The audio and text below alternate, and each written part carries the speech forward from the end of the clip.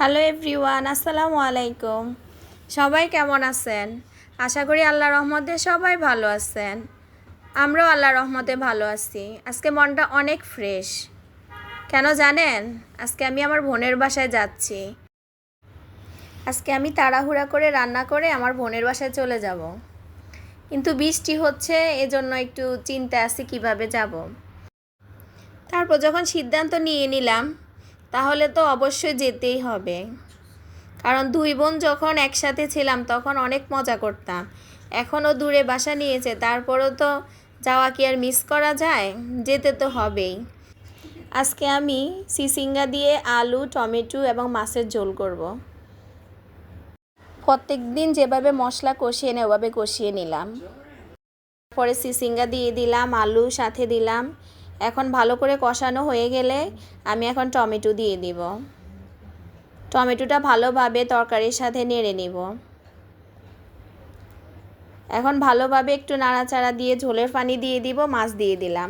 রান্নাটা শেষ। এখন আমি কড়াইতে তেল দিয়ে দিলাম, তারপরে গরম মশলাগুলো দিয়ে দিলাম।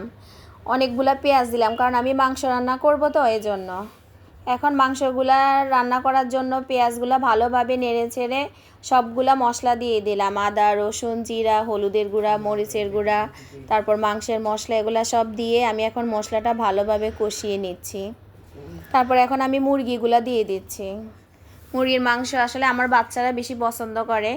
আজকে মুরগির সাথে একটু লাউ দিব আর আলু দিব। লাউটা আমার জন্য, বাচ্চারা তো আর লাউ খাবে না। আমি অনেক লাউ পছন্দ করি। এখন আমি ভালোভাবে মাংসটা কষিয়ে নিচ্ছি।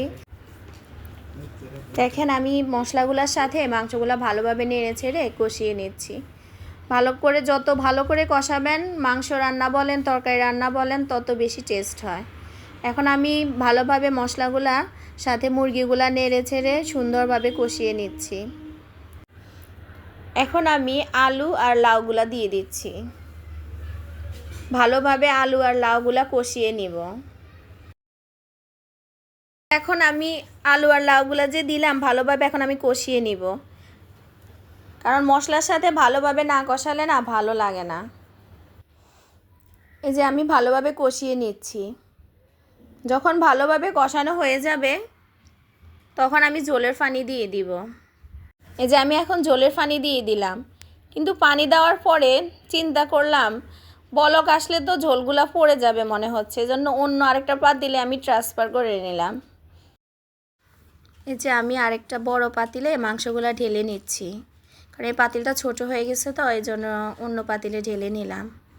কেমন হয়েছে আমার মুরগির মাংস রান্নার ফাইনাল লুক? অবশ্যই সবাই আমাকে জানাবেন।